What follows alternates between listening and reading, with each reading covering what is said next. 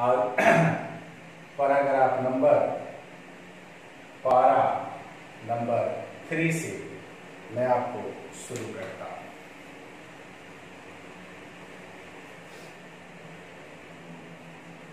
Clearly, infant and mother mortality is greater in traditional birth. निश्चित रूप से पारंपरिक प्रसव में जच्चा और बच्चा का मृत्यु दर अधिक है। But in our anxiety to avoid death, we may have destroyed the significance of experience for the vast majority who live. लेकिन मौत की चिंता को दूर करने के क्रम में हमने बहुसंख्य जीवित लोगों के अनुभवों को नष्ट कर दिया है।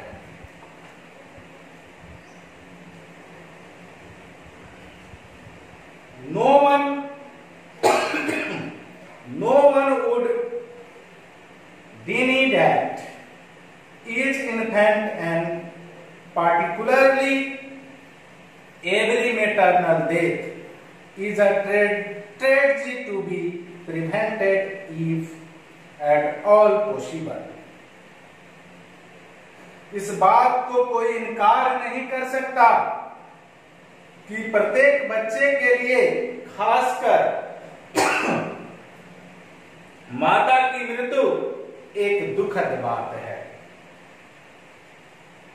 Nor that modern obstetric care which has developed in the hospital setting has been at least partly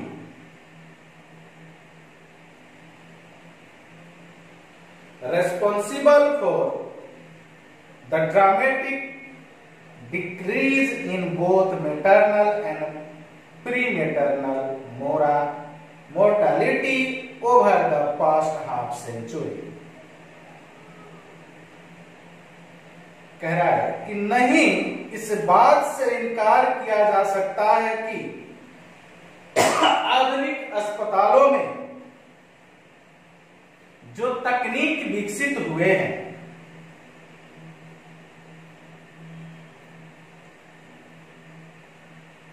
वे भी नाटकीय ढंग से इससे रोकने में पिछले अर्ध सदी से जिम्मेवार है। But it is not necessarily perverse to question whether our present priority should be to reach minimum figures for parental mortality at any price, when this includes giving up things which free human beings have often felt to be more important than their own survival. लंबा paragraph है। कह रहा है कि यह जो प्रश्न है वो अनावश्यक नहीं है कि हमारी वर्तमान प्राथमिकता उसमें है कि यथासंभव प्रसव पूर्ण मृत्यु किसी भी कीमत पर कम कर दिया जाए। इस बात को बगैर सोचे कि स्वतंत्र लोग अपनी स्वतंत्र जीवन शैली को अधिक पसंद करते हैं, such as freedom to live their own lives their own way and to make individual choice in line with their own sense of value, और अपनी स्वतंत्रता को अपने जीवन से अधिक महत्व देते हैं, व्यक्तिगत सोच को ज्यादा महत्व देते हैं। ये लिया गया है Sela and John Davis, the place of birth London 1971 पैराग्राफ। तो ये था पारा नंबर 3। पारा नंबर 4 क्या कहता है, यानी 4 क्या है?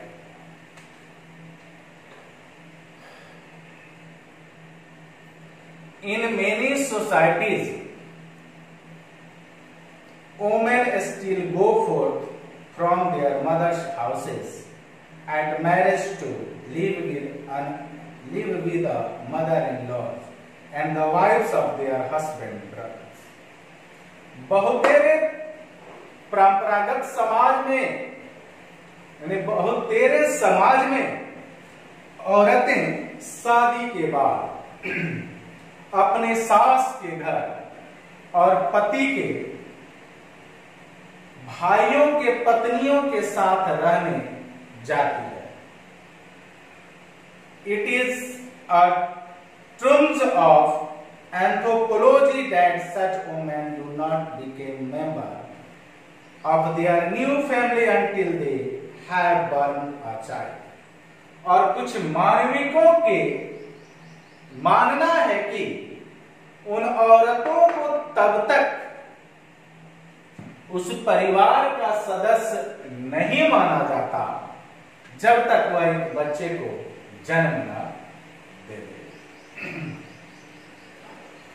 If we consider that in such societies, अगर हम ऐसे समाजों की बात करें, the marriage was quite likely to have been arranged, तो वह सारी शादियां व्यवस्थित शादियां होती है, अरेंज मैरिज होती है।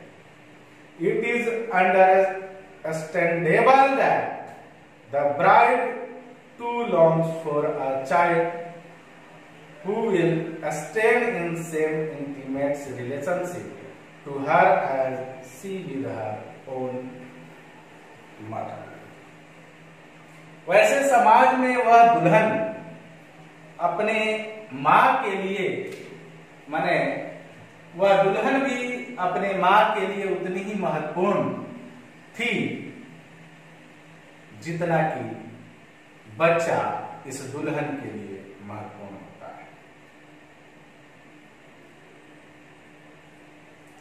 The Western interpretation of such mores is that they are backward. पश्चिम वाले इसे बैकवर्ड समझते हैं, यानी गलत मानते हैं। क्रूअल एंड रॉन्ग, यानी निर्दयी मानते हैं और गलत मानते हैं। It is assumed that the sexual relations between the spouses are perfunctory and exploitative, and that all mothers-in-law are unjust and vindictive. ऐसा अनुमान किया जाता है कि दंपतियों के बीच शारीरिक संबंध एक कर्तव्य समझकर किया गया कार्य और शोषण का परिचालक है, और सभी सासें अन्यायी और हानिकारक होती हैं।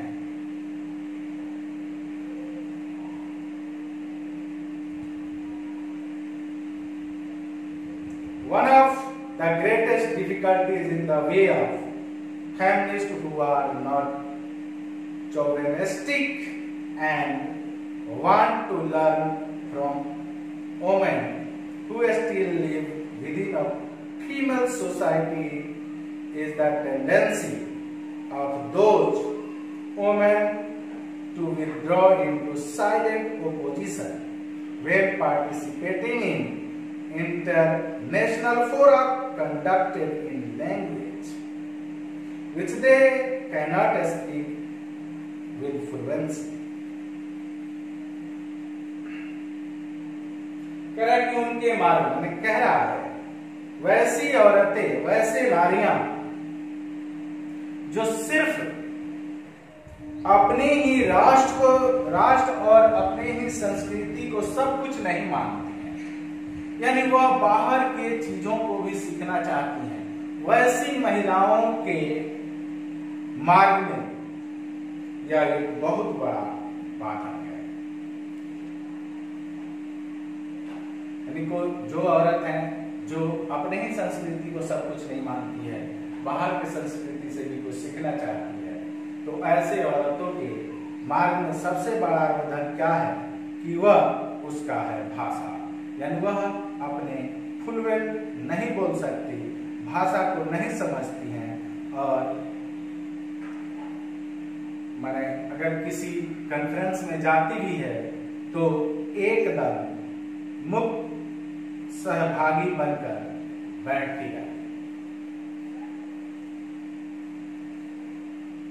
Women official of the Sudanese government told me that they had given up going to international conference. एक सूडान की महिला अधिकारी बताती हैं मुझे कि मैं विदेशों के कॉन्फ्रेंस में यानी सम्मेलन में जाना छोड़ दी। क्यों? क्योंकि यही कारण है, वहां भाषा का प्रॉब्लम है, और जब भाषा का प्रॉब्लम है तो अपनी बातें वहां नहीं रख पाती होंगी, तो जब नहीं रख पाएंगी तो जाने से क्या फायदा। Even though the trips were a tremendous trip, यद्यपि ऐसा यात्रा उनके लिए दबाव रहित होता है, यानी आपको जाना ही है, फिर भी वो जाना छोड़ देते, because they were tried to be told about their own lives instead of being consulted, क्योंकि वहां सिर्फ अपनी ही बात और विशेषताओं की चर्चा होती है, संपर्क का अवसर नहीं मिलता है। तो ये था पारा नंबर, आगे पढ़ेंगे।